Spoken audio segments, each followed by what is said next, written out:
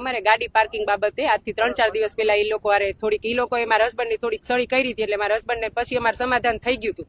પછી સમાધાન કરવા ગયા ને ત્યારે એને મારી છેડતી કરી, તોય અમે સમાધાન એની યારે કરી લીધું હતું. પછી આજે સવારે અમે લોકો બધા બહાર હતા, મારા ભત્રીજાઓ ઘરે એકલા હતા અને એ 2 દિવસથી અમારા ઘર પાસે આટા મારતો હતો. આજ મારા હસબન્ડ એને પૂછવા ગયા કે ભાઈ મારા બહુ ઘરે એકલા હોય ત્યારે તમે અહીંયા કેમ જાઓ છો, તમારે શું કામ છે? તો સીધા એ લોકો એક યારે 15-20 જણા એની ઉપર તૂટી પડ્યા અને પછી એ લોકોએ આકાશમાં ફાયરિંગ કર્યું. મારા ઘરવાળા ભાગી ગયા ને એક જ કે એ લોકોને સખત સજા મળે. અમારા 2 ઘર ત્યાં અમૃત રેસિડેન્સીમાં છે, તો અમારા આજીવન તો એનાથી બીબીને તો રહેવાશે નહીં. એકને જ ઈજા થઈ, મારા હસબન્ડ એકને નહીં. જ્યારથી ખાર ખાતા મારા હસબન્ડ એક ઉપર જ ખાર ખાતા હતા.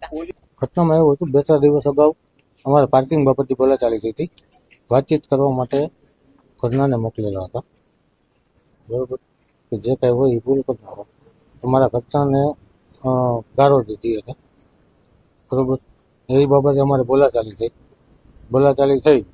પછી અમારે રાતે સમાધાન થયું, બીજા દિવસે સમાધાન થઈ ગયું. પછી પાછો આજ રોજ હું સમાધાનની વાતચીત કરવા ગયો તો સમાધાનની વાત થઈ ગઈ હતી અને એ લોકો મારીમાં ધોકા, પાઇપ, તલવાર, ફાયરિંગની વાત આવે છે, સાચી વાત છે કે ફાયરિંગની વાત આવે છે. હું નીકળો પછી મારી માથે એ લોકોએ ફાયરિંગ કરેલું. યોગ્ય ન્યાય મળે મને.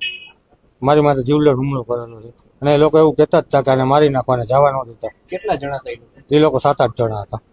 કોણ